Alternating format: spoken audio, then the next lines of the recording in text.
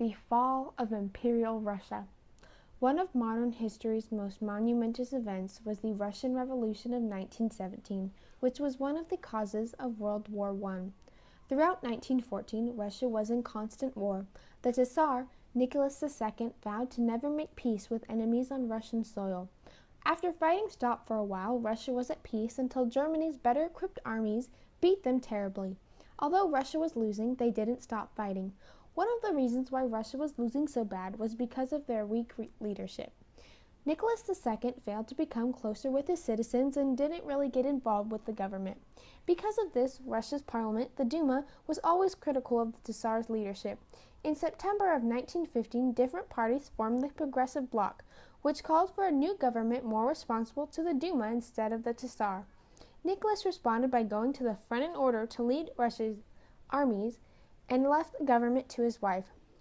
In his absence, Tsarina Alexandra dismissed loyal political advisors and turned to Rasputin, an uneducated Siberian preacher. By this, Imperial Russia entered terminal crisis. Russia suffered from heavy casualties, bad food, and equipment. In early winter of 1917, cities suffered food shortages, short supply of heating fuel, and the breakdown of the economy. Then street demonstrators broke out in Petrograd, spreading to factories and then the entire city.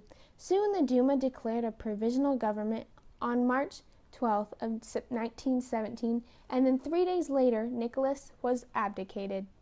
The provisional government. The February Revolution led to the establishment of the provisional government and abdication of the Tsars. This led to an unplanned uprising of hungry and angry people in the capital, which was accepted throughout the country.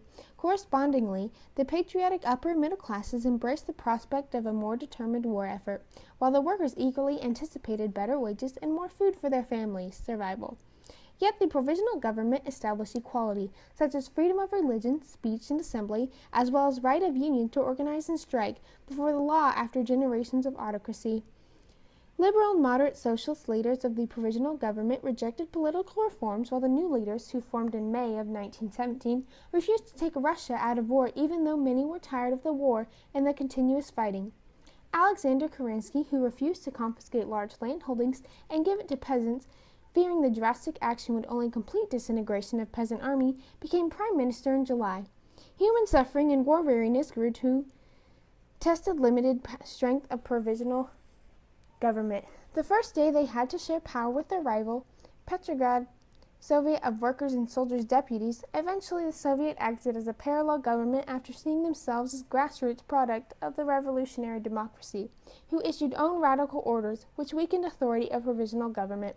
By the same token, Army Order No. 1, issued May of 1917, stripped officers of their authority and placed power in hands of the elected committees of the common soldiers.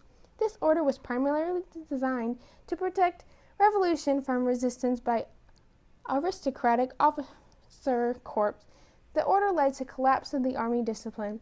As of July 1917, the provisional government ordered poorly considered summer offensive against Germans. The campaign ended in a miserable failure. This led to the peasant soldiers beginning to voting with their feet, which caused them to return to the villages to help their families gain land. Finally, Russia was descending into anarchy in summer of 1917, which led to an unparalleled opportunity for the most radical and talented of Russia's many revolutionary leaders, Vladimir Lenin. Lenin and the Bolshevik Revolution.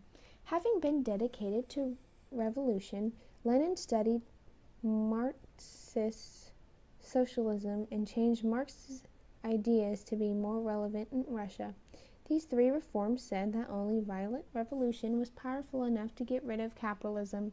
Second, socialist revolution could happen in a non-industrialized country like Russia. And third, leadership was more important to revolution than history. His idea of leadership would not be seduced by short-term gain and would not stop until revolution was achieved. In London of 1903, at Russian Social Democratic Labour Party meetings, Lenin argued for a small, disciplined, elitist party, while his opponents called for pure democracy. Lenin's party was called the Bolshevik, or Majority Group, for merely propaganda. Lenin fled to Switzerland to wait out the World War. Upon his return, he spurred peasants into a revolution by promising bread, land, and peace. This revolution failed, however. Lenin came back into power when the Russian commander-in-chief led a coup. He and Bolsheviks were rearmed and redeemed in the force of his righteous counter-revolutionary threat. Trotsky and the seizure of power. The Bolsheviks gained great support in the summer of 1917. A supporter of Lenin, Leon Trotsky, who was a brilliant speaker, was the key to the Bolsheviks' rise to power. Using propaganda, Trotsky gained power at a special military committee in October. This came with an army, and joined with the Bolshevik one, they began to take over government buildings. They then went to the Congress of Soviets to pass all power over to Lenin and the Soviets.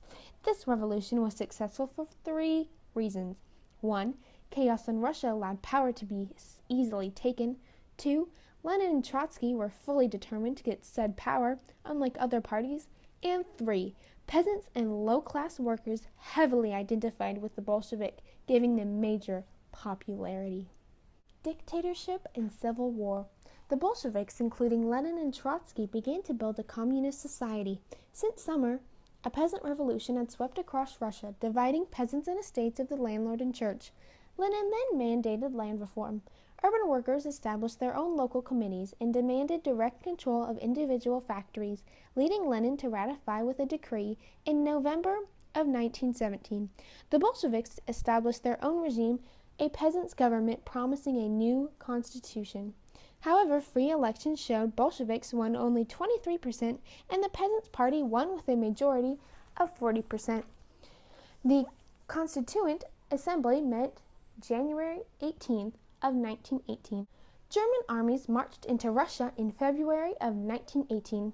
1/3 of old Russia's population was cut by the Treaty of Brest-Litovsk when signed with Germany in March of 1918.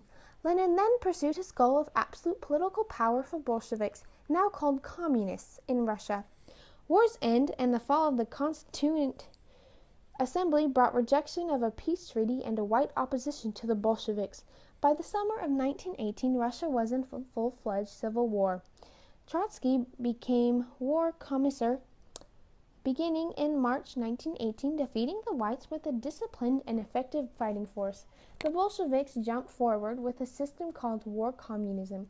The Cheka was established to suppress all kinds of counter-revolutionaries.